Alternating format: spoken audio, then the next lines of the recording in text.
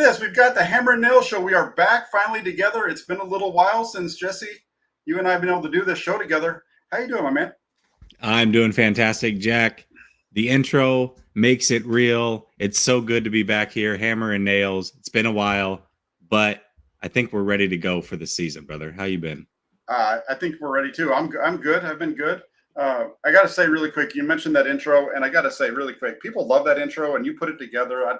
Everybody wants to know where you got the music from, and I think you just put that together yourself with some stuff. I'm not sure where you got it from. Yeah, well, I mean, the biggest thing for us streamers that are getting paid, it has to be music that is not copyrighted. So it has to be some generic music, and there's plenty of websites out there that you can draw music from for free that will not get you in trouble, and that's what I did here for Jackhammer.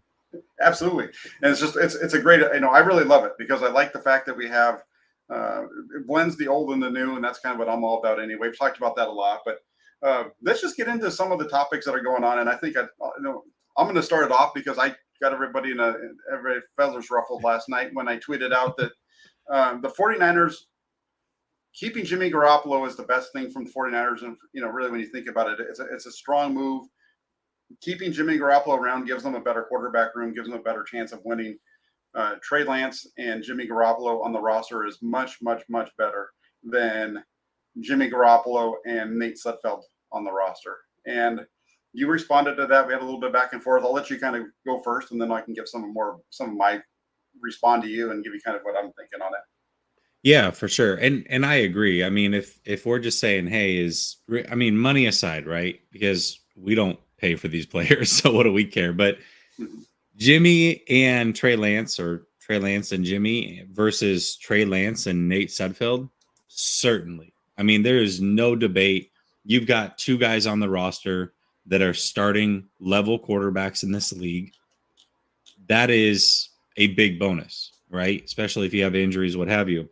But I don't think it's as simple as that. I think it's Jimmy and Trey, or it's Trey, Nate, and the freedom and flexibility with Jimmy's money that you're not spending to either go all in this year at some point during the season. And I know a lot of fans, they got upset about not going all in during the offseason.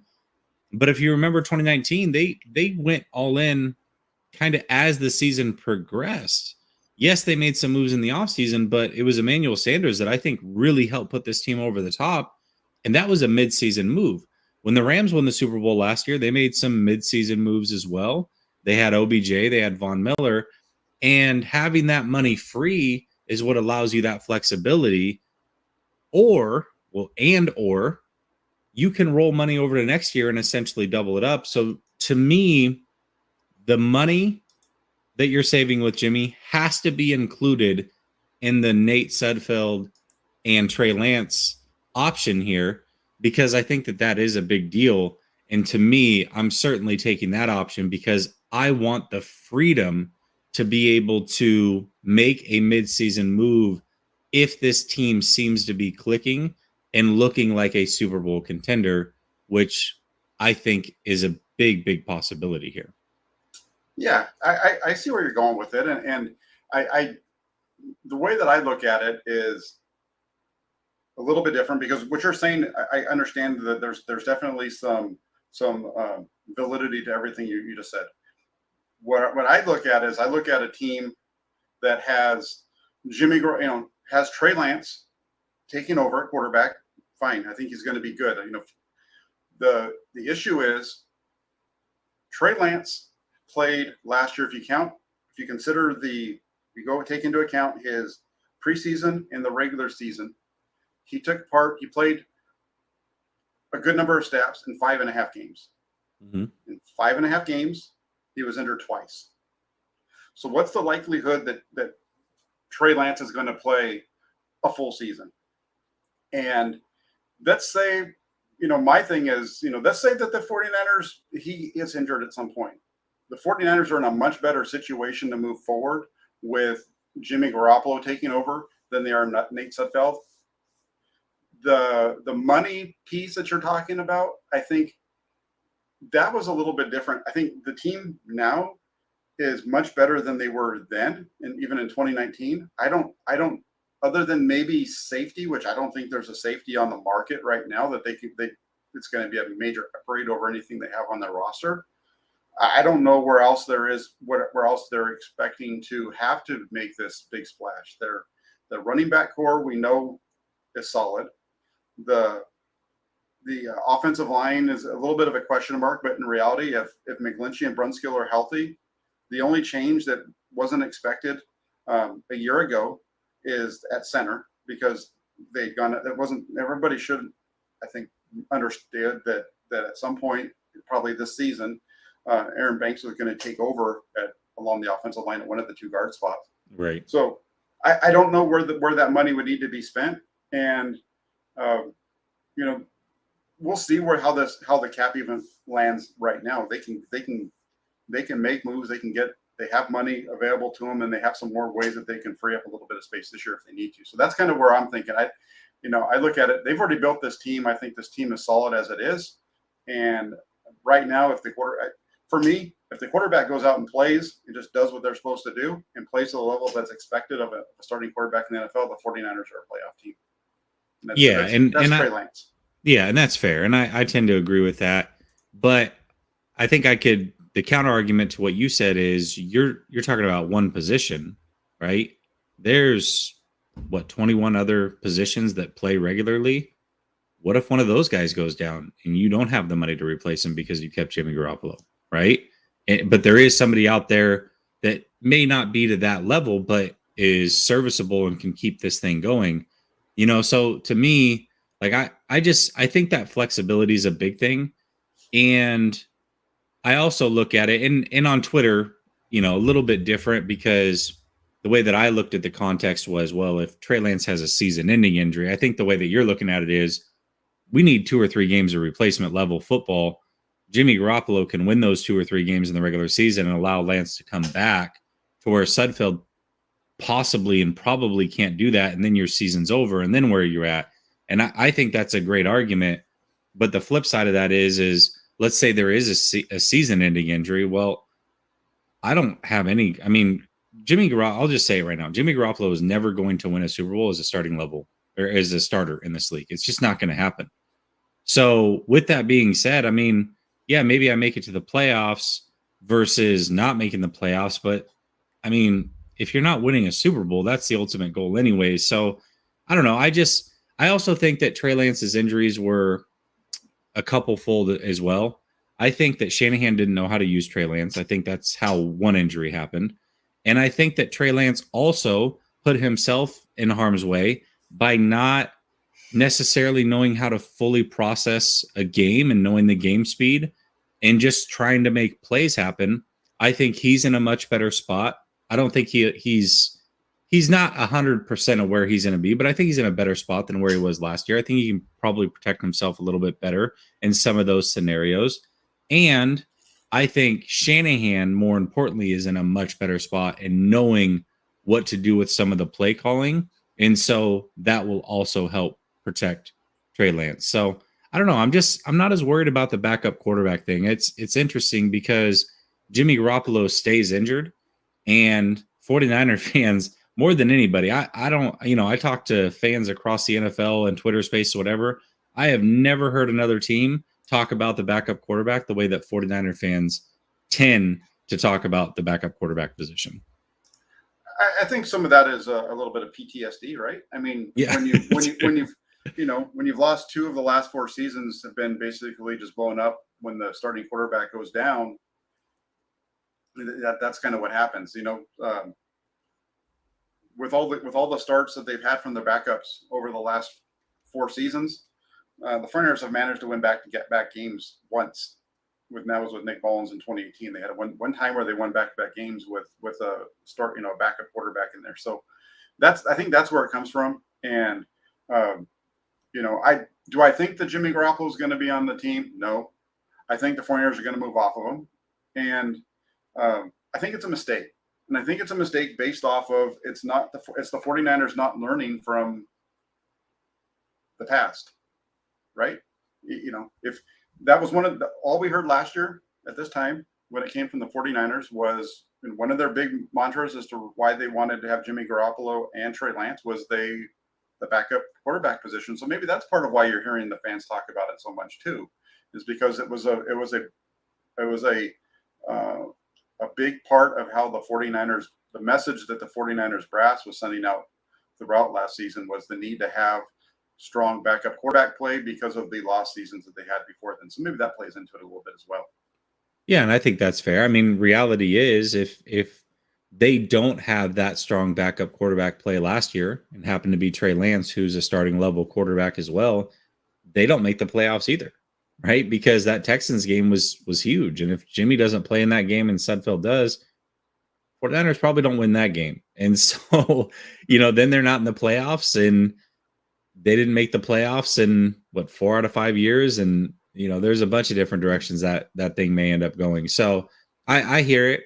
I don't think your thought process around this is wrong at all. I just think it's a difference of opinion and philosophy. But I certainly understand where where you're coming from, and I do understand the PTSD, because certainly there's been reason for it. I don't really tend to worry about backup quarterbacks, because I look across the league and I'm like, listen, if Mahomes goes down, Rodgers, Brady, Allen, any of these guys, I mean, really outside of Lamar, I think Lamar's the only one that has a backup that's worth a darn. Burrow, Dak, any of these guys go down, it's a wrap for them too. So I'm just not as worried about it, I guess. Yeah, no, and I understand not being worried about the backup, and I think that's something that when you're just looking at building the team, you want the best players are the ones that play. And I look at this as a deal where it would have been nice to have Garoppolo's salary if we're talking about this in April, but not now, Yeah. not necessarily now. And we can get into that in just a minute, a little bit too, because that's one of the other things that people have been hitting me back on in terms of the responses. And we'll talk a little bit about that. But I wanted to just throw the super chat real quick from Aaron. He says 49ers first takes, and he gets nice $5 donation. Thank you, Aaron. He says, damn, all my favorites on the night, Jack and Jesse, and then Rob's over on his channel, probably banging up against us right now as well. Today is a good day. Thank you very much, Aaron. It's good to have you on. I really appreciate it. I really appreciate the support. The other piece when you talk about this is the salary cap piece, and obviously following the 49ers, I understand that keeping Jimmy Garoppolo means that you're not rolling over $24 million in cap space for next year. I don't think that's, look at it this way. Let's just take a step back.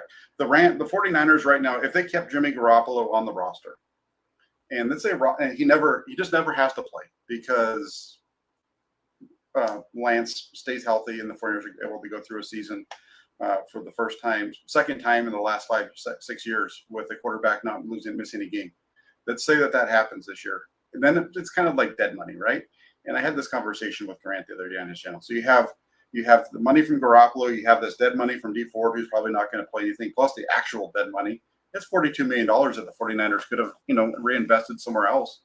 But I don't think that's a big deal. I mean, 2 teams made the NFC playoffs last year that had more dead money on their books. One of them won the Super Bowl.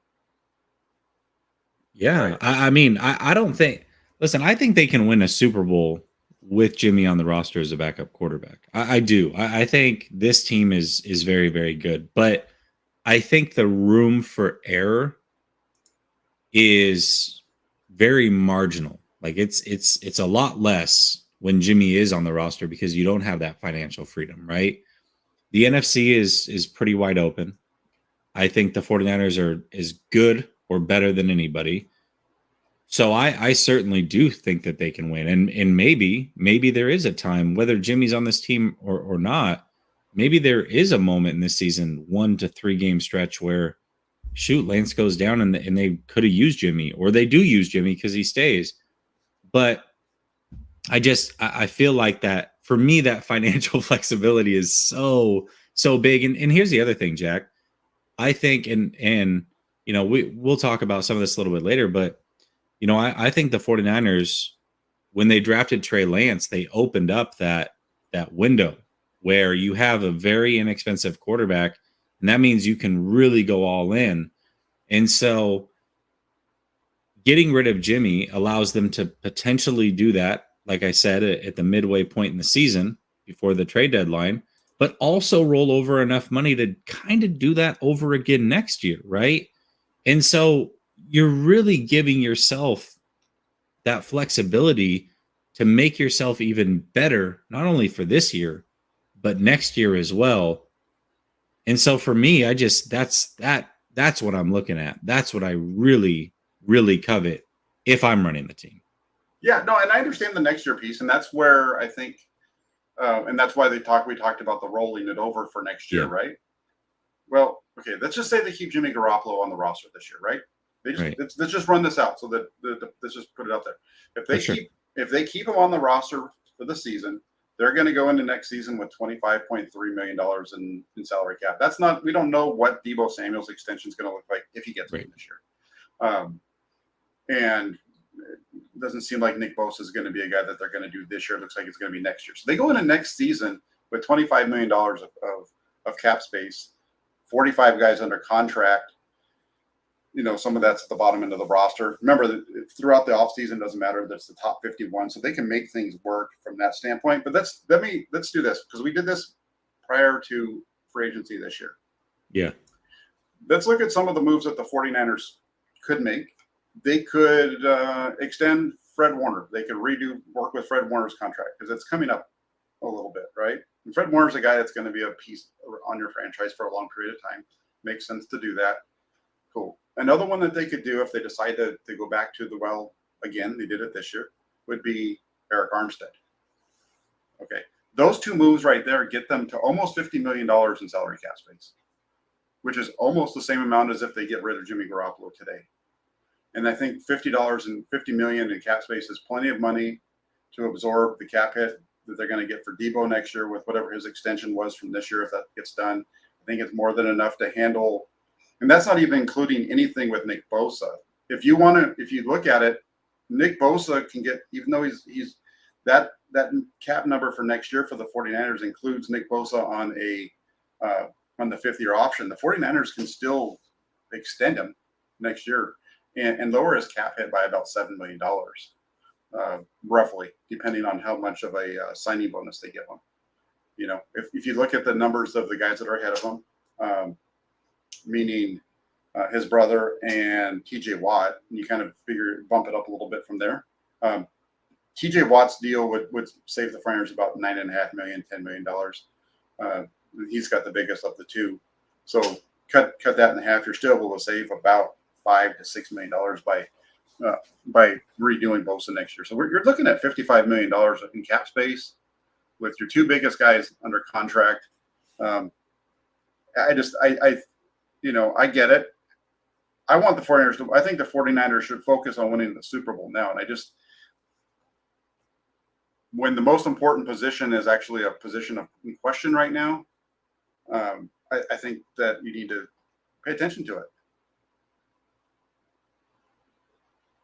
Oh, you're muted. Sorry, my dog was barking. I think that's fair. But when I look at it, I also look at it and say, okay, so I can have 50. I could also have around 75. And I look at some of these names that are free agents next year. These guys are some prime players that you really could legitimately go make a run. And I'm not saying they're going to come here. Like, there's never a guarantee. But if I can be in the running for a Derwin James, maybe, and Orlando Brown, I mean, there's some big names. Chubb's out there, Deron Payne, Bates, what have you. I mean, there's some big name guys, and now all of a sudden you're a legitimate contender. Not only are you able to probably bring back, let's say, an Emmanuel Mosley, who I think is probably going to walk. You could probably afford to bring him back. You could re-sign Deebo and some of those other guys, but then you could add that one extra big cornerstone piece to this team and really, really make a run at this thing for an extended period of time. That's kind of the way that I'm looking at it. And I also look at it like, I feel like, and this is kind of a stupid comparison, but I'm going to throw it out there. I don't know if anybody plays fantasy football, right? But if you're, let's say you're the 6th pick in a 12-team league, and everybody's going running back, running back, running back. That's the position that most people covet, running back. You also want to go running back, but 5 running backs just went before you. Well, when everybody's zigging, I want a Zach, right? And so I'm going to go I'm just going to take the best wide receiver and worry about running back later. That's what I think the 49ers have a chance to do here. When everybody else is up against the cap every year and squeezing every little bit that they can get out of it, a la the Saints or the Rams or whatever, you can do something different and say, hey, we're going to actually save a lot of money and be a contender at the same time, which is very rare to do. We're going to contend for a Super Bowl, roll over a lot of money, and we're going to make sure that not only do we contend this year, but we're the favorites next year because we're going to go sign a big name free agent that nobody thought that we should be able to afford because we got this rookie quarterback and we can make a big deal if we play our cards right. That's the way that I would look at it. No, and I think when you're looking at a team that has, $55 to $60 million in salary cap space, by making those moves that I was just mentioning, I think that you could get a big splash signing. A splash signing that was higher than what you got this year with Travaris Ward, which was, I think, a really good signing for what the 49ers needed. I think you can add a piece like that. I think a guy like Derwin James would be a target that you'd be wanting to go after because it doesn't seem like, Jimmy Ward's coming back, right? Yeah.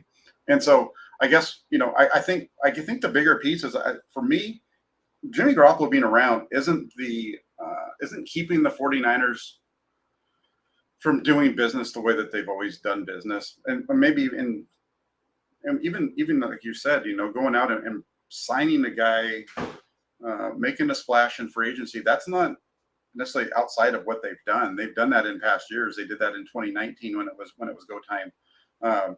I just think that I think that there's definitely some flexibility there that they can make it work. Yeah, for sure, absolutely. No, and I think there's a lot of different ways, and that's why, these guys are the experts. They know how to finagle a salary cap and push money here and pull money there. I don't know. I like having reserves in the bank just in case. Like I said, we got 55 to $60 million in the bank for 2023. Just follow Jack Hammer's plan, 49ers, and you've got plenty of cap money for 2023.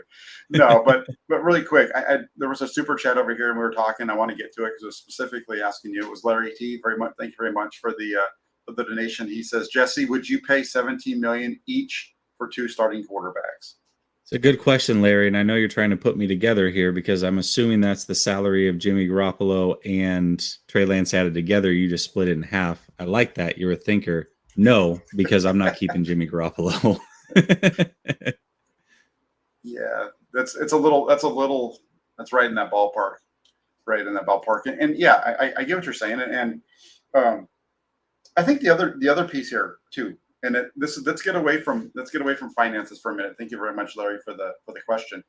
Let's get one other thing and this is another piece that I keep seeing is it's not fair to trade Lance to keep Jimmy Garoppolo on the roster. And I'm going to just say it real quick. That is the softest comment that I think can be made. I like it. Yeah, go and run with this. No, I mean, seriously, because like Steve Young said the other day, right? If there's no difference between Jimmy Garoppolo being on the roster or not when it comes to the pressure that's going to be put on Trey Lance. And he's talking from his own experience, right? If Trey Lance is struggling and it gets to the point where there's, we get to the Levi Stadium reverts to the old days of Candlestick and starts screaming, "We want Carr! We want Carr!" If it gets to that point with Trey Lance, I mean, it doesn't matter who's on the sidelines. There's pressure on Trey Lance to perform. And having Jimmy Garoppolo out there, I don't think changes the pressure on him. I think that's, that was another thing that I put out today was, I keep hearing this about him, and it's from people from outside of the organization. It's nobody that's on the team that's saying this, but it's just soft, man. Because these guys have pressure. Trey Lance has enough pressure on him already. All these guys have pressure on him, and Jimmy Garoppolo being there doesn't give him any more pressure to keep his job. At least I don't think that it does. And the other part to that is that, did we not learn anything about Kyle Shanahan in 2021 and the way that he handles his quarterback position? Because that is all we heard throughout the first half of the 2021 season was, when is Trey going to play? When is Trey going to play? Trey should be playing. When is Trey going to be playing? And he just kept saying, man, Jimmy's our guy. Jimmy's our guy. Jimmy's our guy. And the only time that we saw Trey Lance was when Jimmy Garoppolo was hurt. As soon as Jimmy Garoppolo was healthy again, guess what? He started. And I think he would do this. I think that he would do the same thing with Trey Lance, because that's what smart coaches do. Yeah, you can't just jump off at the moment that anything starts to go bad, right? And so I agree. I think that he would stick with Trey and that Trey's going to be the guy regardless. I do think that it does add a little bit of pressure. And I'm not talking from us. I mean, there's going to be a group of fans that they're going to shout from the rooftops, Jimmy Garoppolo, whether he's on this team or not, and whether Trey plays good or not. Like, let's just be real. But I do think within the locker room that there could be some of that. And I think there was probably some of that a little bit last year at times, potentially, right? But I think it's a little bit worse when we flip-flop the roles. And the reason that I say that is because this team does believe that Jimmy Garoppolo is the biggest reason for their turnaround, right? You've heard Eric Armstead say just that. Well, before Jimmy, we were losers. Jimmy made us winners. They believe that, right? And so the moment that if you're not winning for any reason, now if they're winning, cures all. If they're winning, none of this matters.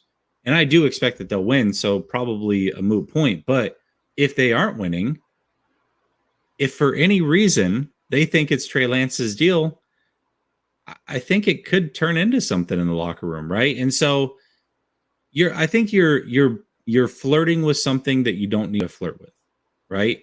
Maybe it isn't an issue. And I think there's probably to your point, I think there's probably a much bigger chance that it's not an issue than it is an issue, because I do think the 49ers will win. But what if, right?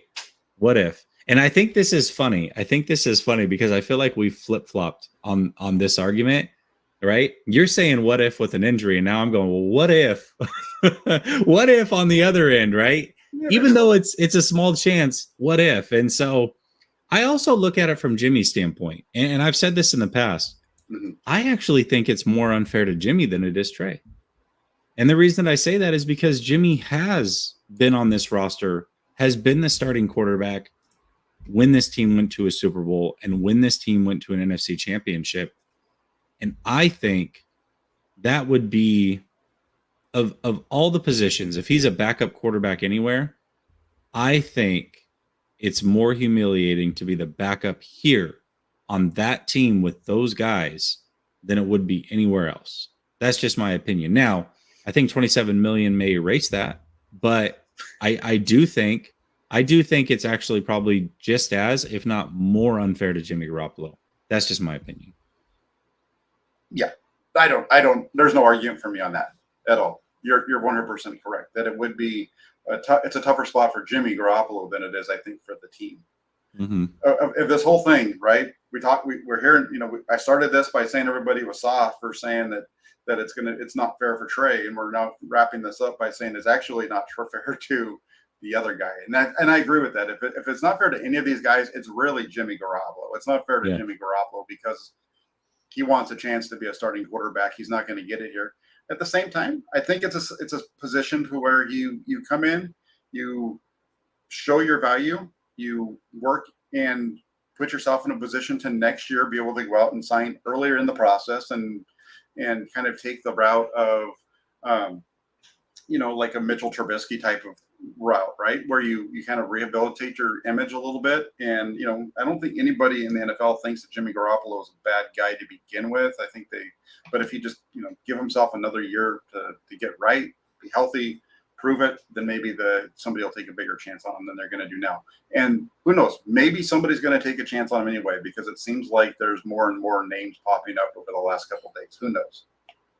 Yeah. And I find that interesting, right? That as this process has gone along, we've gone from there's literally nobody to there's probably nobody, but there's actually 4 or 5 teams that all of a sudden kind of make a little sense.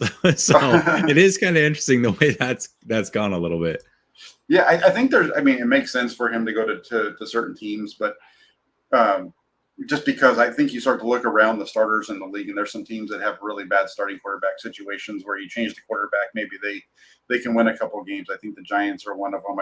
I know the I feel really strongly that the Houston Texans are one where if they just had the quarterback position right, I think they're a better team. Their defense was a lot better than their record showed last year. The offense was just so bad they were on the field all the time. Kind of reminds you of the old days of the 49ers, right? When they were losing all the time. So I don't know. We'll see how it goes. And, I think, kind of wrap it up. It's like Steve Young said, and really all that matters when it comes to Trey Lance is he just needs to go out and do a few things. He needs to continue to work like he's been doing. He needs to stay on task and doing those things that he's been doing already. He needs to, take responsibility and own it. So when he struggles, he needs to own those struggles. And I don't think that he's the guy that's not going to do that. I think we've already seen enough from him a little bit to know that he's going to own it. And then the last piece is the part that you said. He just needs to go out and win. You go out and win, and it doesn't matter because everything else, winning cures all. And if these guys are both on the team and the team's winning, and it's Trey Lance that's playing quarterback, none of those guys in the locker room is going to be like, yeah, but can't we have this guy play for us instead? I just don't see that being an issue at that point. Yeah, I agree. Once you win, that's it, right? Like that's the reason that there was an issue last year mainly was because they weren't winning. Remember, they didn't start out so great. And so that's where there was a group of us, right? Like that always believed that Trey was the guy. But once even it got to like 12 weeks in, even I was saying, hey, you cannot put Trey in now unless there's an injury. Like you can't do it. It's too late. The chemistry is set. You just got to live with what you chose, right? Mm-hmm. And that's when they started winning. And so same thing here. I mean, as long as they win, they're good to go. But if they start 3-5, things get interesting. Yeah, and that's where Shanahan needs to step up and be the leader. And again, you have to go. I base my opinion on what I've seen, and from what I saw of Kyle Shanahan last year, he was a very strong leader for this team to get them from where they were at 3-5 to 10-7, and he blew it a little bit with some of his play calling at the end of the game in the NFC Championship game. But even then, the quarterback just hits the throws, and earlier on, it doesn't matter, right? So yeah, absolutely, and that's Shanahan deserves credit for that for sure, and that's something that I've really talked a lot about as well. Is that as hard as I was on Shanahan, my biggest criticism of him was that questionable servant leadership, and I really think that he made major strides when that team's back was against the wall. So yeah, I think he's improving as well, which is great to see. Yeah, for sure. Well, let's kind of turn the page a little bit on the Jimmy Garoppolo talk. That was a fun conversation. We kind of were able to go through a lot of the things that I've been saying on Twitter and our conversation there, and kind of I think we vetted that out pretty well. Where do you feel, the other topic, one of the next things we want to talk about was the 49ers Super Bowl window. Where do you feel they are right now in terms of that? Gosh, Jack, I think that I think the window's open. I really do. Just because I think the NFC is wide open right now. I think the NFC, to me, is a 3-team race between the 49ers, Rams, and Bucks. Anything can happen. If Trey Lance improves the way that I think he's going to improve, there's going to be some rocky moments. Let's be clear about that. This is still a quarterback starting in his first year. There's going to be some shaky moments. But I think game 1 to game 17 is going to be major difference. I think we're going to be looking at 2 different players. And as long as they're in the playoffs, and I expect that they will be at that point, then the sky's the limit, because now this kid is a true veteran. He's had a full season plus 2 games under his belt, right? He's seen a playoff run from afar, and he knows how to handle the situation. So I think the 49ers could win a Super Bowl this year. I really, truly believe that. That being said, I think the window gets a little bit bigger next year and the year after because Trey only gets better. But I think they legitimate have a, a true 3-year window. And I say that because Trey Lance's money is about to, get big around that time.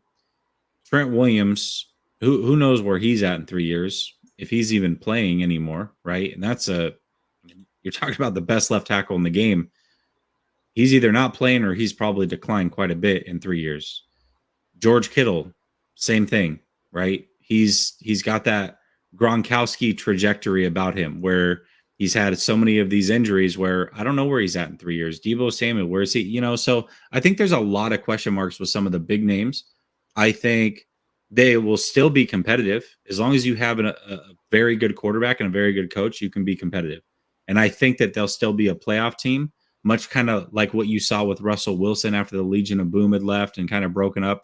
That team was always competitive, and when you make the playoffs, you've always got an opportunity.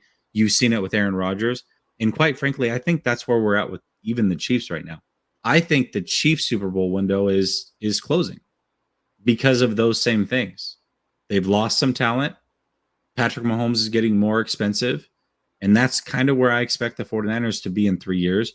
But you can always retool in the next year. That window goes wide open again when you've got those things in place. So I think right now, realistically, they've got a 3-year window. I think that chance improves even more next year, but I do think they can win a Super Bowl this year. Yeah, I think they have a long-term Super Bowl window if the quarterback is the guy who we think he is. That's why, again, that's the New England Patriots weren't winning all those Super Bowls because they had such a stacked roster. They're winning those Super Bowls because they had the quarterback.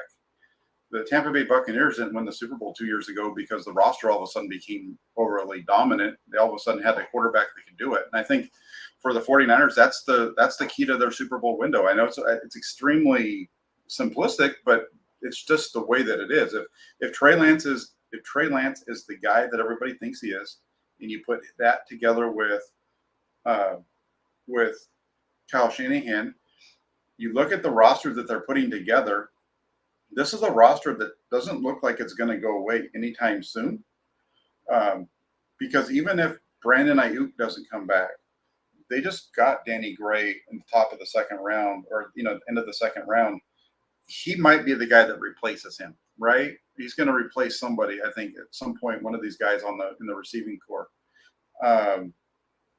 You start to look through the roster, and I think the biggest question mark may be Trent Williams and what they do with him out there at left tackle because he's 35.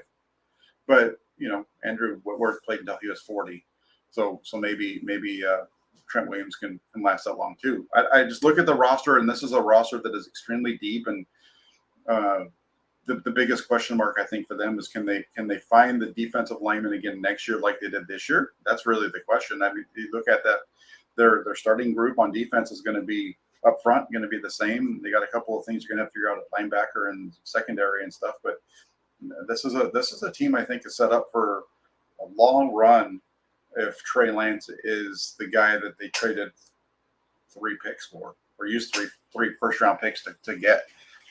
I think that's that's really what it comes down to at the end. Yeah, and I think it depends on what you think an open window is. Like I said, I think, and maybe you're on this side, I think a lot of people think the Chiefs window is still open. And yeah, there's the opportunity, but I think their window is not really that open. Like I don't define the Chiefs window as open right now. Truly. Well, here's the thing with the Chiefs. I know that people love Patrick Mahomes, and they love the fact that he makes some of the plays. Patrick Mahomes hurt them sometimes last year, almost as much as he helped them. And he had a really good game. He just was not.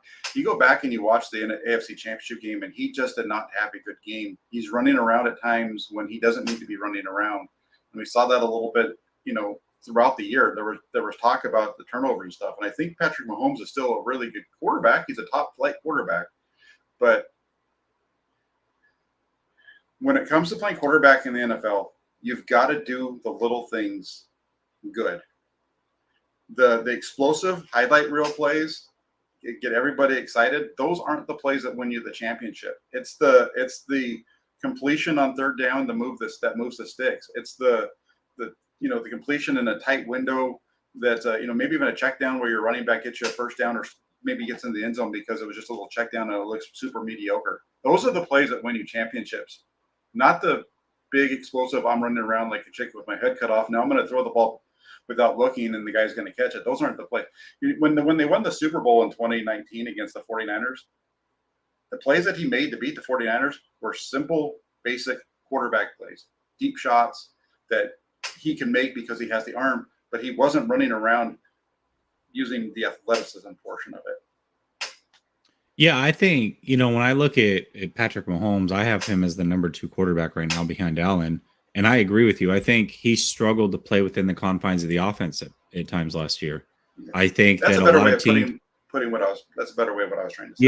Yeah. What they did was they stopped blitzing him. They just said, we're going to go 2 deep shell and we're going to leave the underneath routes open for you.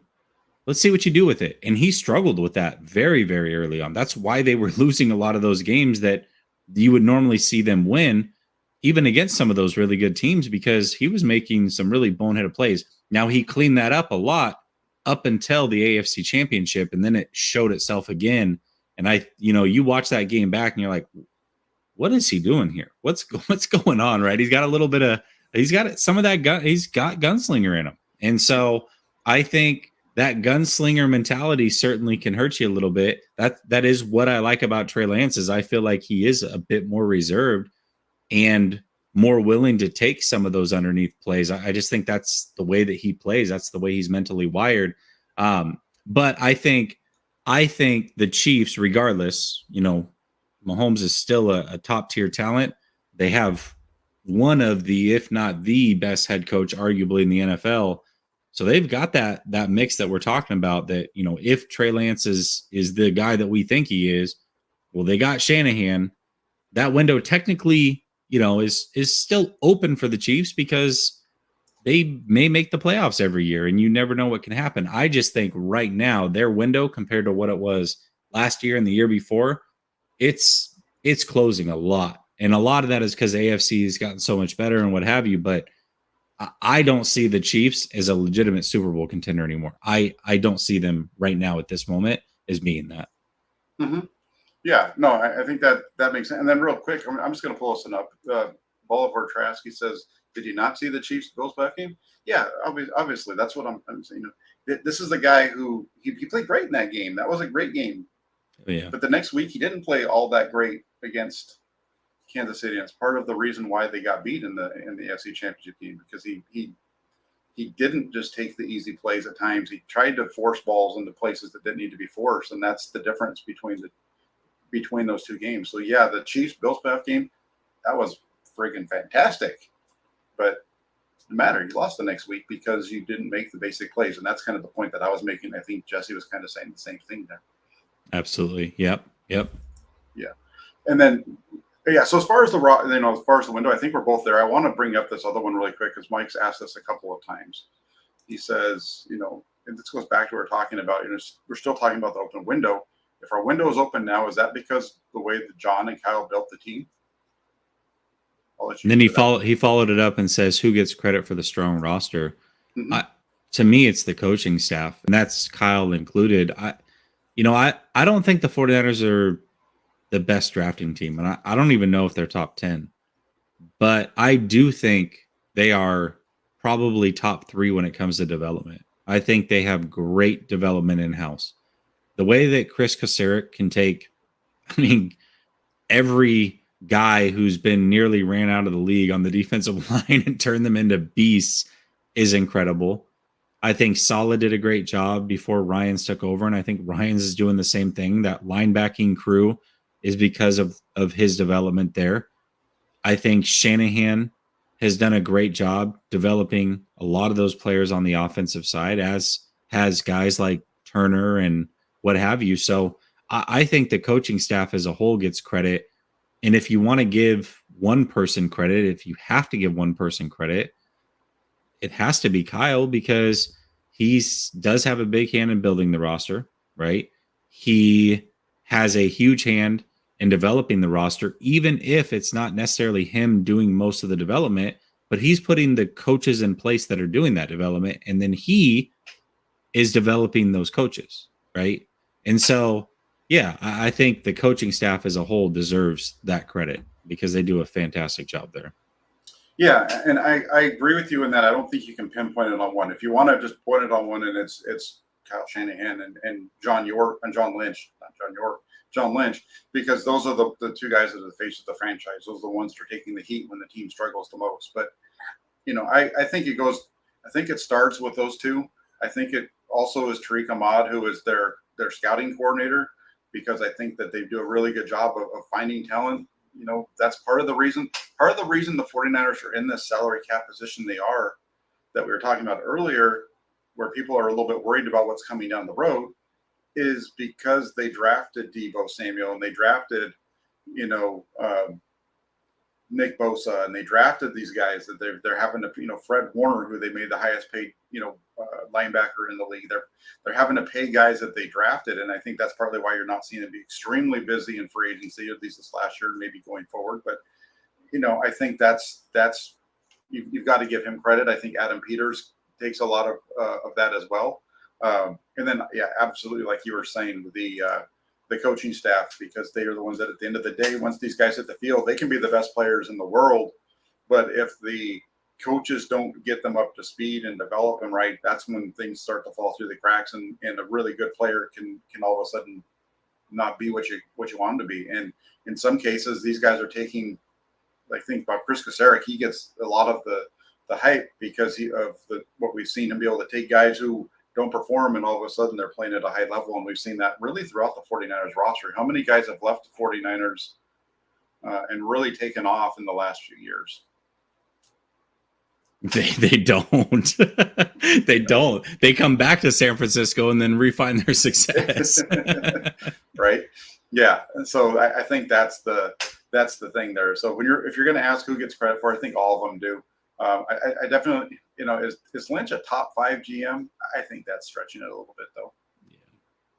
Yeah, I'd have to really go through it. I don't want to say yay or nay. I'm leaning towards nay, though, just off the top of my head. Some of the GMs that are around the league. Yeah, when it comes to, I don't know, that's a real tough one to answer. I don't know if he's top 5. I think that I just feel that at the end of the day, the 49ers have a really strong roster. And there's a group of guys that are putting this together, and I think that Lynch deserves a little bit more praise than he gets because of the group that he's put together. I mean, just take a step back, and I know that I get people get pissed off when I say this, but it's just the truth. This group of guys, meaning John Lynch and Kyle Shanahan, have won more games. They have a higher winning percentage than Bill Walsh in his first 5 years. I get they didn't win the Super Bowl, but they were in the Super Bowl, and they were at the NFC Championship game. They have won at a higher rate. If they continue it this year, they just need to go 15-2, and then we can stop this conversation. Hey, to be fair, I think Balky and Harbaugh probably had a better one than all of them, though. Yeah, well, but they only lasted 3 years, right? Yeah. That's where they fall short. It's because it only was 3 years. It was a heck of a 3-year run for those two. Yeah. Balky, I think, was there. I think Balky had helped with the draft in 2010, which was a big part of the 2011 success, and so on. Those first couple of years were pretty good and beneficial to the team. But I don't know. I just look at this and I get they haven't won the Super Bowl, but this team is on the right. I think they're just on the right track. I think that's the way to put it. Yeah, and I agree with that. I mean, I said it at the very beginning of the offseason that I'm going to be clear. I'm not going to agree with everything the 49ers do this offseason, but I do trust that they make the right decisions when it's all said and done, because this is their 6th time going about things, right? And so I do. I mean, I look at it, and certainly there are things that I looked at, I'm like, I would have done that, or I would have done this. But overall, I think that they've done a good job for the most part, and I think Javarius Ward was a huge signing. I'm cool with letting Tart go. I was cool with letting Lakin go. I think those were good moves. mean, it would be almost a perfect offseason if they could figure out a way to dump Jimmy and make sure that Debo's re-signed. Yeah. And we've had this conversation at the beginning of the show, and I think we're going to see Garoppolo not on the roster at some point. I don't know what's going to happen. I don't know if it's going to be before training camp. I just kind of was always my thought was that he was going to be moved before training camp, but we'll see. I don't foresee him being on the roster. I just feel like they're going to move on, and I'm a little concerned because I think it's going to come back to bite him in the rear end at the end of the day because you take Jimmy Garoppolo off of this roster, and you've got 3 quarterbacks who've attempted 105 passes or something like that in the NFL. Yeah, you're right about that. Right about that. Something in that ballpark. So that's why we've seen some of the negative pieces about the 49ers in terms of their strength of the roster, I think. Really quick, before I know we're running up against it a little bit, but let's kind of go through this one quick. And we don't have to really get into it too much, but what are some of I want to know, because a week from today, we're going to be wrapping up day 2 of training camp practice. What are some of the battles that you're looking forward to hearing about and seeing as training camp goes on? Yeah, I have 2 of them. Okay. And for me, it's really, I think Elijah Mitchell is going to be the starting running back. I don't think anything's going to happen for that not to be the case, but I'm very curious to see what happens with Trey Sermon, and I'm very curious to see what happens with Ty Davis-Price. And I think those guys are going to be competing for snaps this year. You're talking about 2 players who are young, 3rd-round picks in back-to-back years. I'm curious to see how that plays out. And I'm curious to see really more so how Trey Sermon bounces back. I think he had some maturity things last year, scrubbing his social media stuff of the 49ers. Like he was owed something in this league. And I hope that he's matured, right? And so we're going to see that play out. And I'm curious to see how that one plays out. And then I would say the other one would be nickel corner. I mean, that's the one position. What are they going to do? Is Verrett healthy? And if he is, how does that impact that position? Does it impact that position? Is it Womack? Is it Denard? Who is going to be that nickel corner? I suspect that it'll be Womack when it's all said and done, but it's an interesting one to look out for. That's one spot that I think we really have no idea who's going to be the starter there. I think we have preferences, but we don't know for sure who the starter is at that position. Yeah, we just don't know. That's going to be the kind of, I think, of all of the positions are kind of up for grabs that people are talking about. I think that's the one that I think everybody has the least grasp on is what's going to happen at that spot because, you didn't even mention Emmanuel Mosley as a possibility there, right? Using Mosley in the slot and bringing in Avery Thomas off the bench or, using Mosley in the slot with Jason Verrett out on the outside. I mean, there's all kinds of combinations that they can get into. So it's going to be and that's I should have articulated it better, but that's what I meant when I said, Verrett if Verrett's healthy, how does he impact that position? That's kind of what I meant, but I didn't articulate it very well. Thank you for cleaning that up. No, I think even without him being healthy, I think Mosley and Thomas could impact that spot. And, I know that we didn't really see Mosley in there during OTAs, but I think that's because you're trying to get Denard and Womack and these other guys a lot of reps at that point. So we'll see, but I'm a big fan of Sam Womack. So I like both of yours. Those are definitely 2 spots for me. I think for the other spots that I'm going to be looking at is offensive line. I think everybody obviously that's a battle to watch and see how that plays out. If they don't add anybody to the roster, what ends up happening at center? I think it's what happens at center. And is Mike McGlinchey healthy enough? I know he said he was the other day on the show that he did. If McGlinchey and Brunskill are healthy, is there a battle at center? Because I think everywhere else is pretty much set. And I think that's the question. So the offensive line is one, and then the other one is going to be what happens at safety.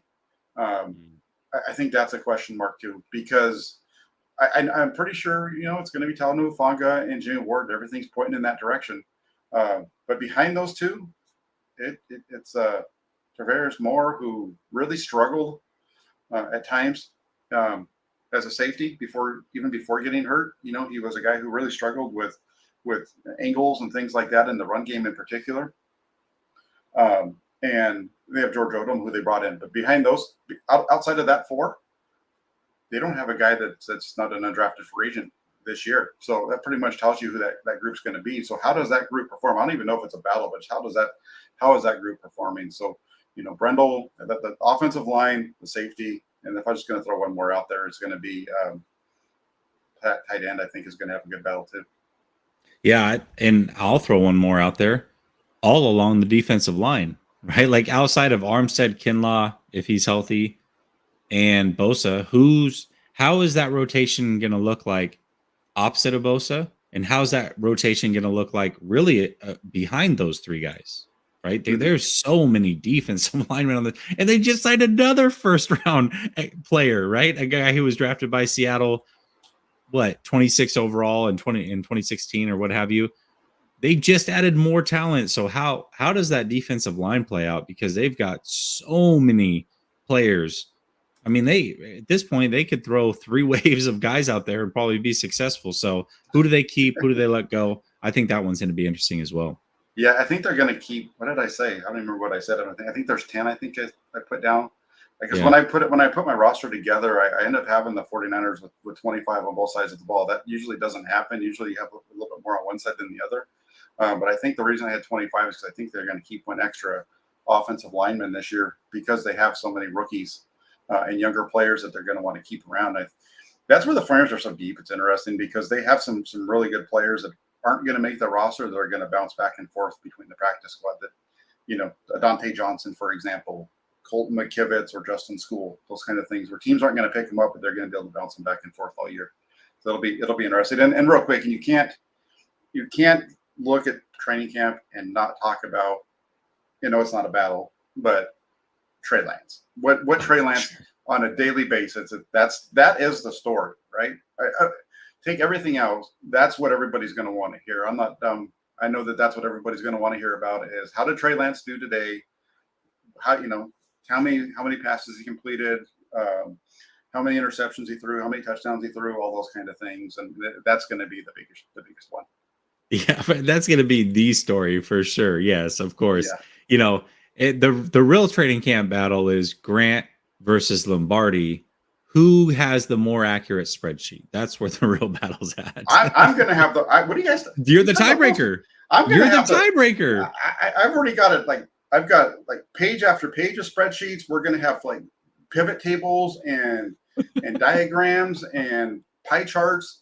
You guys have not even seen what a spreadsheet looks like until you see what this thing's going to look like this year. I swear, please, for everybody's sake, put together a pie chart on this. I would absolutely die. That would be fantastic. I'm looking forward to it though too. This year, last year was just such. I was thinking about this the other day. It's been a year. It'll be a year on Saturday since I started writing for the Press Democrat, and last year's training camp was just such a getting thrown in there and just kind of trying to figure out where you're going, right? And so I'm a little bit more calm going into this one, and I've got a little bit better a handle of how I want to attack this in terms of getting the information out to people with from the numbers perspective, especially on the quarterback battles or Trey Lance's performance. So it's going to be fun. I don't know about spreadsheets. I was kind of joking about that one, but it's going to be fun. Yeah, I'm looking forward to it. But no, to me, that was it. I remember last year it was all right, what did Grant say? What did Lombardi say? And then Jack was my tiebreaker every time. What did everybody else say, right? Yeah. What did those two guys say first? Yeah. So, no, it's going to be fun. I think training camp's going to be a lot of interesting things going on. Definitely keep it locked in here to the channel for what I'm going to be doing. And Jesse's got his channel as well. Like Raphael 5629er says, he's a member of the Toolbox. Yes. That's why he's got the little dollar sign there. So if you want to be a member of the channel and you always want to get your comments read, that's the best way to do it, because those are the first ones that I read. The rest of them I do try to make sure I have an equal opportunity comment reader, but those always jump to the front of the line. Yeah, absolutely. What do you got going on, Jesse, on your channel? Shoot, man, I'm just getting back in the swing of things. I actually did all my shows this week except for the call-in show. My family was here for 5 weeks. They finally left on Monday or Tuesday. So yeah, I'm just getting back in the swing. Put out a few shows this week, but check me out over at Last Second Sports. We are full tilt. now through the end of the season. So let's get it going. Fantastic. And I know you've got a lot of folks that are subscribing, but if you're watching my channel and you don't already watch Jesse's, or you're not already subscribed to his channel, go hit it up and subscribe. Like you said, it's in the search bar here on YouTube. Hit Last Second Sports and it'll pop right up. For this one, if you like what you're seeing, you're new here, please subscribe. Hit that like button for me. That's really important for the algorithm here on YouTube. It helps us all out if you could please do that for me. And then last but not least, get yourself over to 49ers.pressdemocrat.com. That's where I write. That's where you can see all of the written stuff that I do. And today I put up the last of my 53-man roster predictions. And there's links in that article to all of the other ones, so you can go through there and see how I see it playing out in terms of the 50. I mean, we already know the kicker, punter, and long snapper. So you can see all the rest of them, though, as of today. So check it out. I want to say thank you all very much. And Jesse, it's always fun. And I know we went back and forth a little bit last night on it. I really wish I'd remembered what our argument was about last week. I prior to us getting on the show, because that would have been a hotly contested debate, I'm telling you. And it was about you telling me that it was about you wrongly stating that Nick. Oh, I remember it now. Yeah. Were more important than the quarterback position. But maybe that'll be something we can argue about another day. Maybe when Jimmy Garoppolo gets traded. Dang it, I forgot about that. Would have been a really fun topic. That's funny, because until you just brought it up, I'm like, oh yeah, what were we talking about? Yes, that would have been a good topic. All right, we'll have to talk about that one. I think that one was fun for sure. Yeah. So thanks a lot for coming on. Thanks to everybody who's watching. Have a great rest of your Thursday, everybody. I probably won't be around tonight or tomorrow, but I might have something pop up on the channel this weekend. So keep your eyes peeled, and definitely be back on Monday, if nothing before then. Thanks a lot. Take care, everybody. Have a good night. It's almost a weekend.